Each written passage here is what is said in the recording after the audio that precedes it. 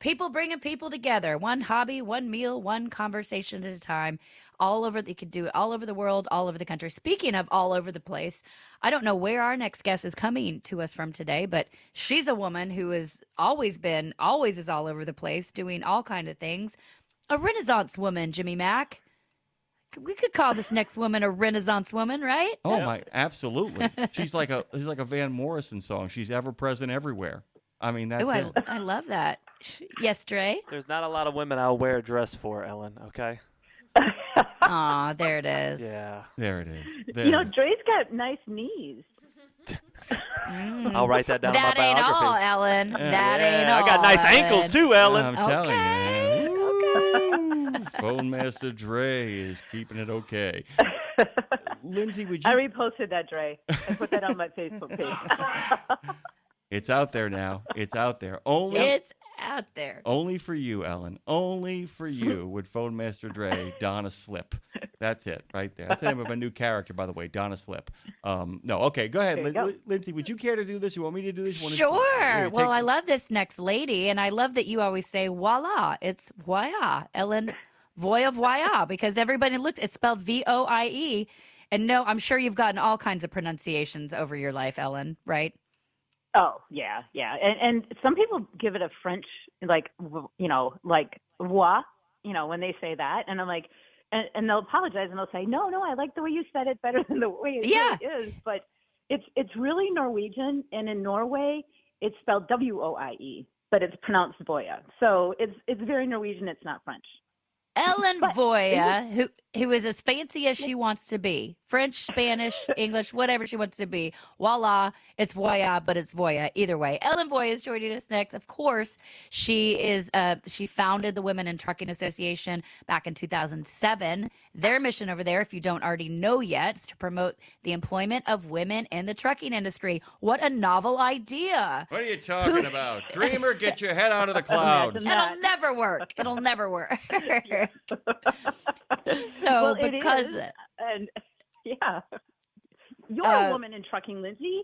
I am, and I got to meet you through it and write a song for your organization and see all the great work you've done. You're, of course, a recognized speaker. She's an authority on inclusion for women in trucking, and so we're going to dive into that. But what's really exciting and why one of the main reasons she's here today is she has a new book out. So outside of being founder of Women Trucking, a radio host, a speaker, she is now also, you can add, and by the way, a pilot. Let's throw that in the mix. And a mom and a badass woman in the world. She's also now an author. So Ellen, so excited to have you here, talk about this book and everything you have going on, and just really so excited for you that you've one more time again done a pivot.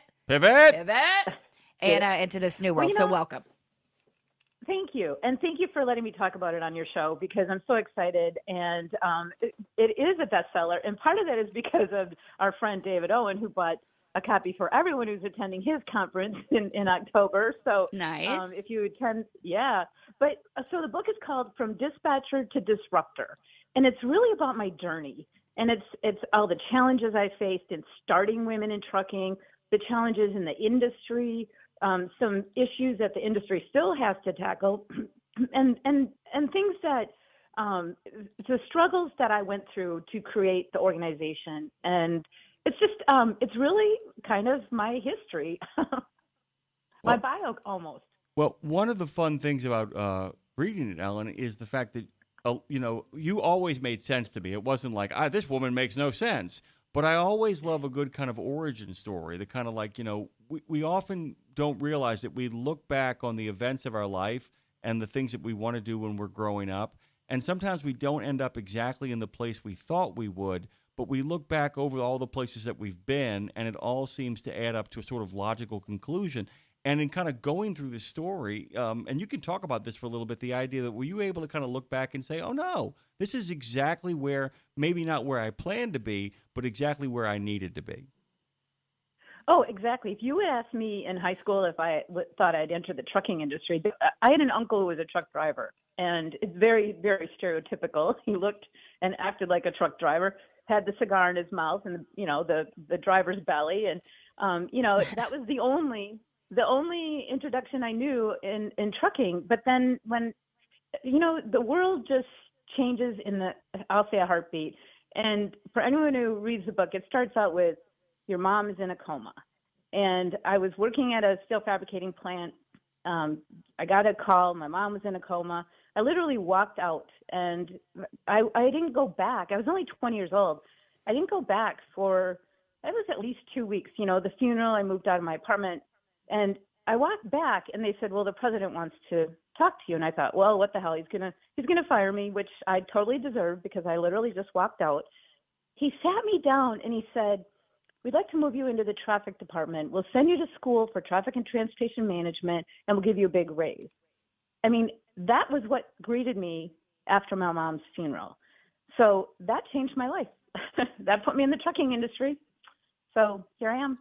Wow. Well, then those are the things. That's why I love telling these kinds of stories. Jim and I always talk about origin stories around here, and I think being able to lean into there was a certain power, I'm going to guess, about walking out of the job that day, knowing I'm going from a priority standpoint. Like, it's like, I'm leaving now. Mom's a priority. I got to be there with her. I don't know if I'm going to have a job to come back to. You came back to something even better, but there's I think a power in prioritization of what's important to us and what means the most and what matters. So that's what stands out to me in that scenario. And I would just, do you think, looking back, were you,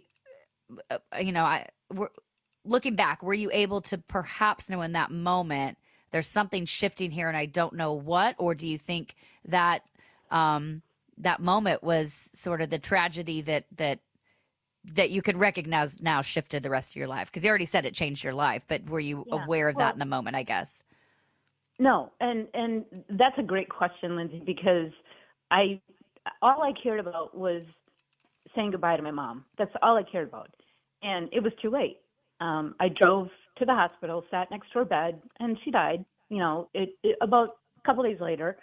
So, I mean, who would have thought that, my boss, the owner of the company, could have said, you walked out, you didn't come back for 2 weeks, we didn't hear from you. He could have said, fire her. But he didn't. He must have seen something in me. And that changed my entire career.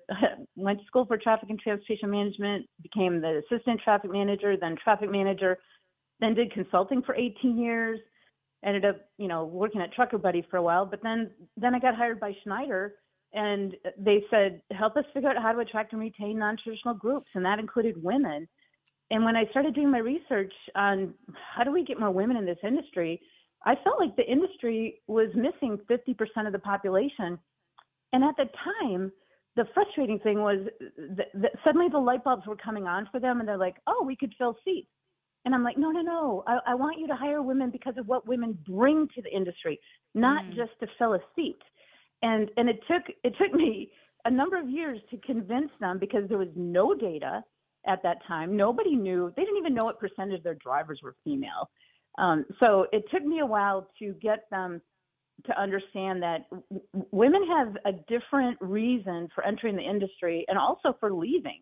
Women want to work for a company that they feel has their back. And they want a dispatcher who cares about them, and oh, don't worry if the roads are bad and it's a tornado, don't go there.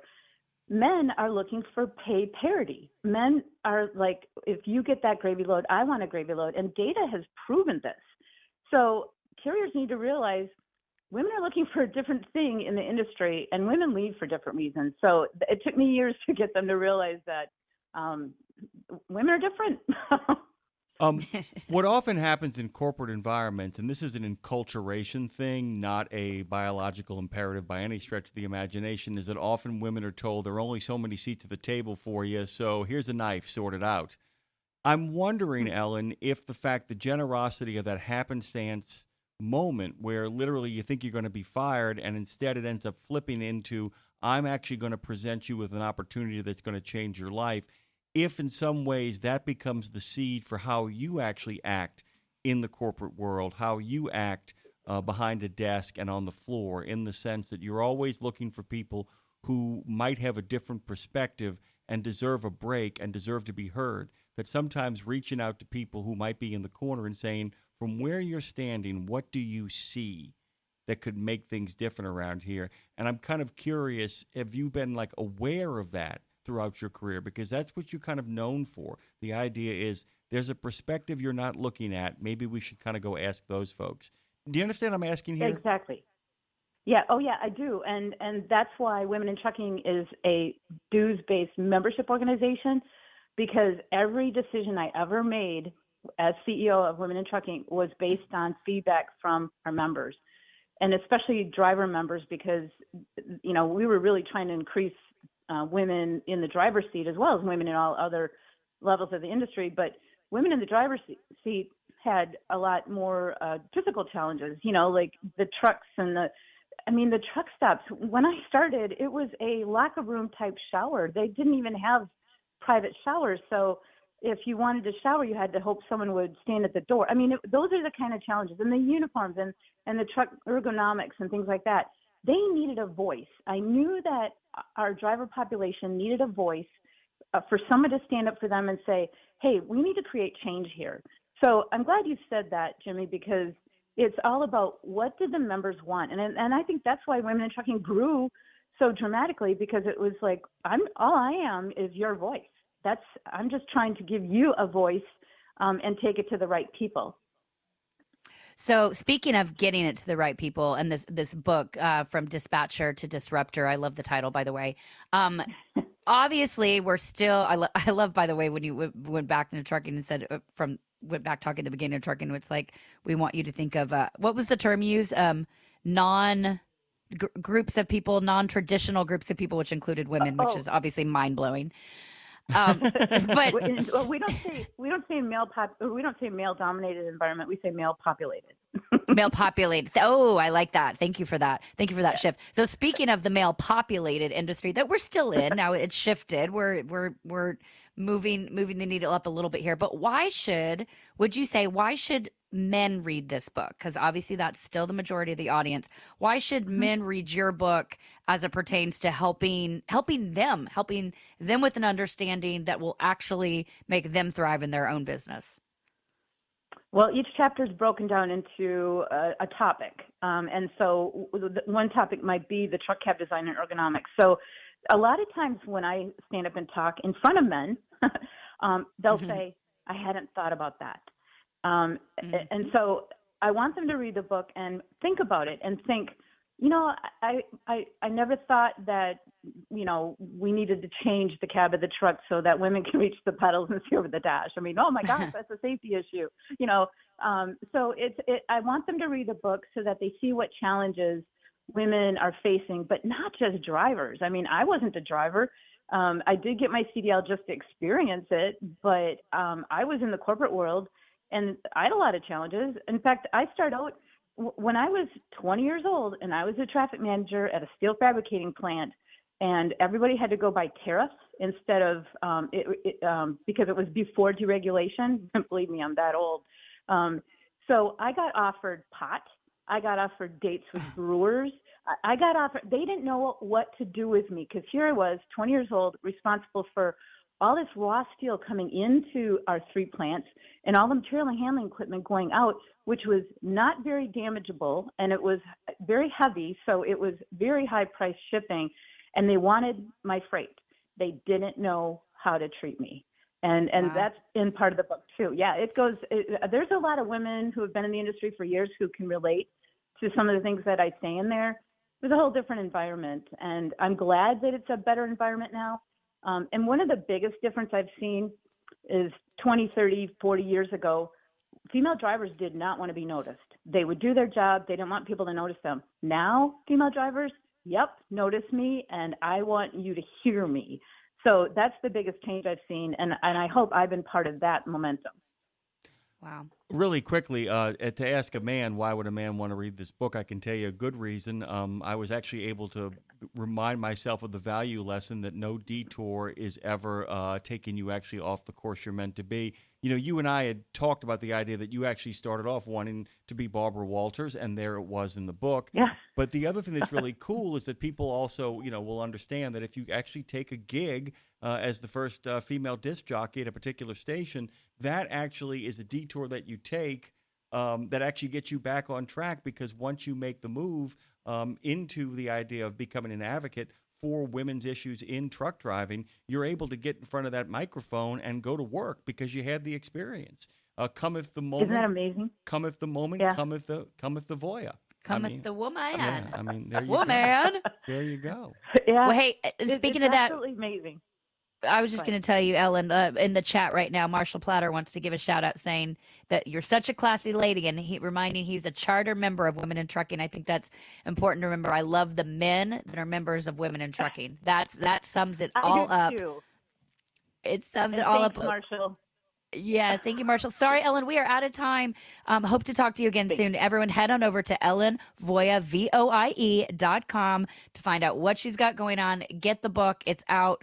You should read it. Ellen, we love you. Thank you. All right. Thanks so much, guys. Have a great rest of your day. Thank You you. too. Bye-bye. You too. Lindsay, I have to do it. I have to do it because I used to do it every single Saturday. Wow. Voila! It's Voya. I know you love that.